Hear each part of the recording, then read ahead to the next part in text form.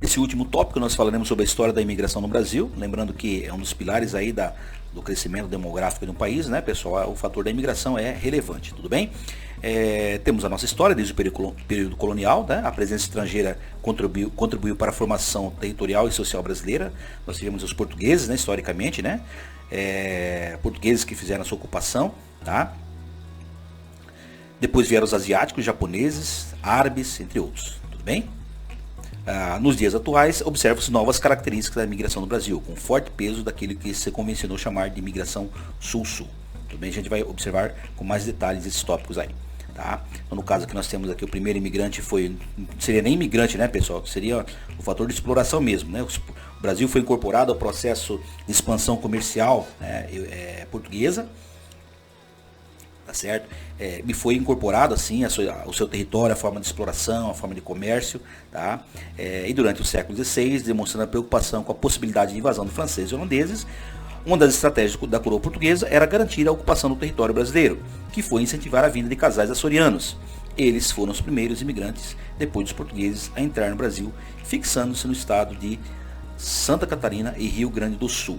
Tudo bem? Então nós temos aí, né, após a ocupação do território por Portugal, né, da incorporação do território, houve essa necessidade de se tomar realmente a posse do território, porque dependia dessa atitude, porque naquele contexto de exploração comercial também estavam ingleses, holandeses, franceses, tá, e os territórios dos continentes, né, estavam sendo intensamente disputados aí por essas nações, e Portugal teve que usar dessa técnica, né, essa tática de trazer casais para a ocupação dos territórios. Pouco antes da independência, o governo incentivou a colonização dos suíços nas serras fluminenses. Tá? Logo após a independência, com o propósito de garantir a soberania sobre o território ante o litígio, os alemães foram atraídos para o sul do país. Tá? Os desbravadores europeus passavam a ter o direito de se apropriar das terras conquistadas e ocupadas. Bem?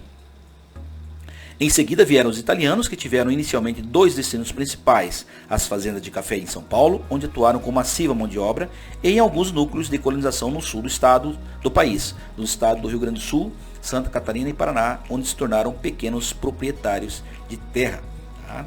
O período áureo da imigração brasileira, conhecido como a Grande Imigração, ocorreu entre os anos 1870 e 1920, e nesse período o italiano se tornou o maior grupo de imigrantes do país, correspondendo a cerca de 42% do total. Segundo o IBGE, de um total de 3 milhões de estrangeiros no país, 1 milhão eram de italianos. Então houve essa ocupação, esse destaque aí dos italianos na colonização brasileira, tá? Após, nesses anos correspondentes de 1870 a 1920. Tá?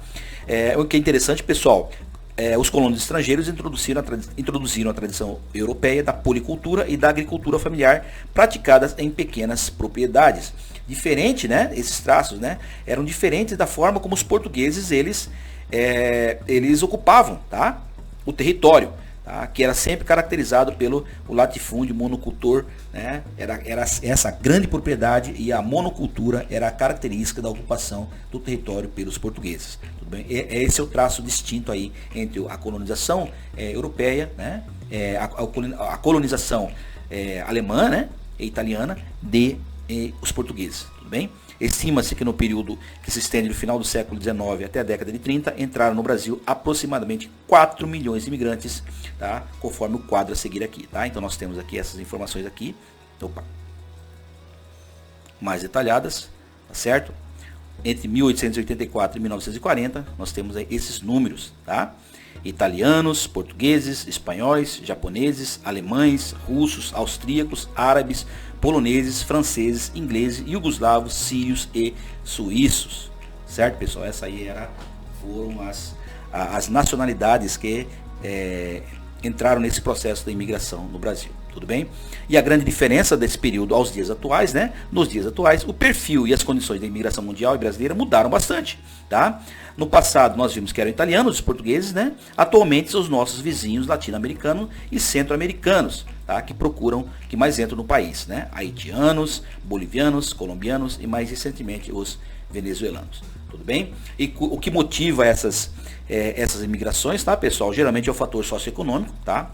Nós tivemos aí grandes convulsões aí econômicas e políticas nesses países, tá? Aliado às questões de estabilidade política, e outros elementos também devem ser considerados, como o caso de refugiados ambientais, né? Não só questões políticas, né, pessoal? A intensidade de catástrofes ambientais aí está provocando, né, o que antes nunca tinha se visto, essa imigração ambiental, né, provocada por grandes catástrofes, quando as pessoas não têm mais condições de viver naquele local e elas procuram migrar para outros territórios.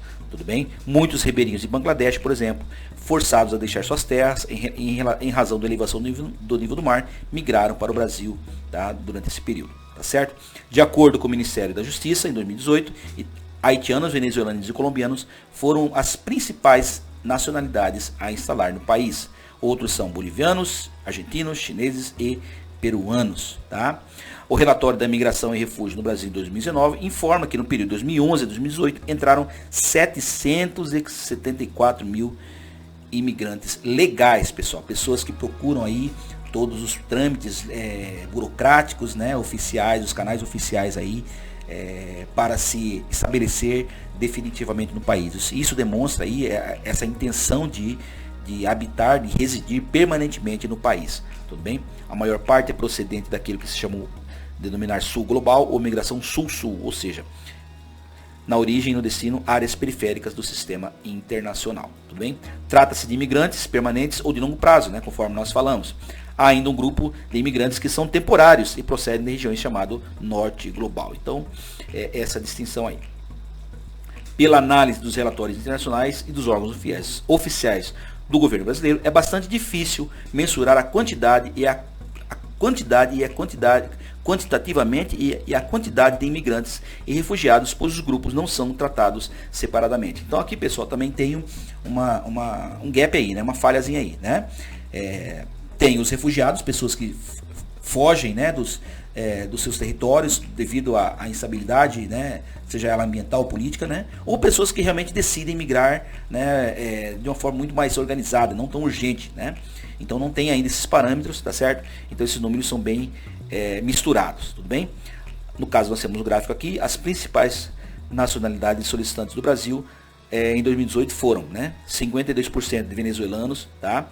10% de haitianos, 5% de senegaleses, 4% de cubanos, 3% de angolanos, 3% de cidadãos de Bangladesh, né? 3% da Síria, né? E 16 outras nacionalidades. Chineses, 2%, e nigerianos, 2%. Tudo bem? Então esses são os números aí das imigrações atualizadas no Brasil.